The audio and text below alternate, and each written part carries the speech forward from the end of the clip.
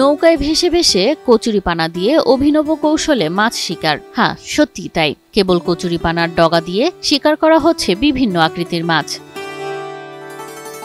কচুরিপানার ডগায় মাছের ফাঁদ। শুনতে অবাক লাগলেও কচুরিপানার ডগায় মাছের জন্য ফাঁদ পেতে এভাবেই ধরা হচ্ছে মাছগুলোকে।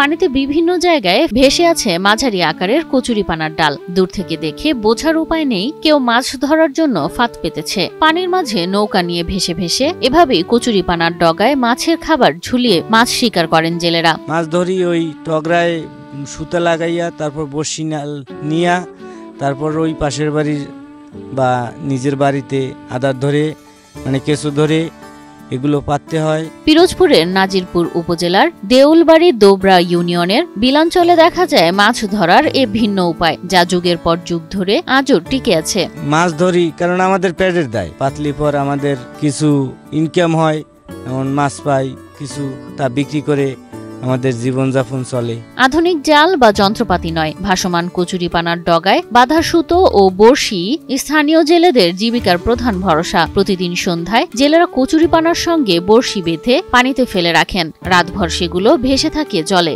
আমরা ওই সন্ধ্যার টাইমে বড়শি ফেলাই আসি, আবার ভোরে নিয়ে আসি যাইয়া। ভোরে যখন বড়শিগুলো তোলা হয় তখন তাতে ধরা পড়ে কই, শিং, মাগুর, শোল সহ নানা প্রজাতির মাছ। আমরা টাকি মাছ পাই, শিং মাছ পাই, বাইন মাছ, শোল মাছ, বিভিন্ন ভ্যারাইটিস।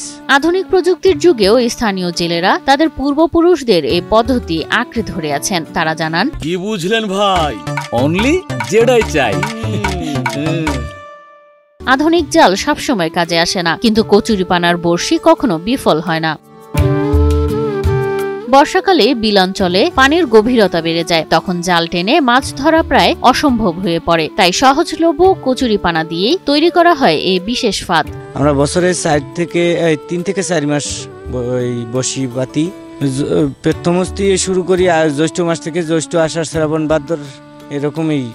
প্রতিদিন একজন জেলে এভাবে 400 থেকে 500 টাকা আয় করতে পারেন বলে জানান তারা। আমরা 300 থেকে 400 বসি পাতি, আমাদের 300 টাকা 400 টাকা আসে প্রতি দৈনিক। স্থানীয় বাজারেই এসব মাছ বিক্রি করা হয়। যদিও আগের মতো মাছ এখন তেমন পাওয়া যায় না, তবুও ঐতিহ্য হারায়নি। প্রকৃতির সঙ্গে সহাবস্থান এবং পূর্বপুরুষের কৌশল রক্ষা করে বেঁচে আছেন পিরোজপুরের বিলাঞ্চলের জেলেরা। এই মাছ ধরার পদ্ধতি শুধু জীবিকার উৎস নয়, বরং গ্রামীণ সংস্কৃতি ও ঐতিহ্যের এক জীবন্ত প্রতীক।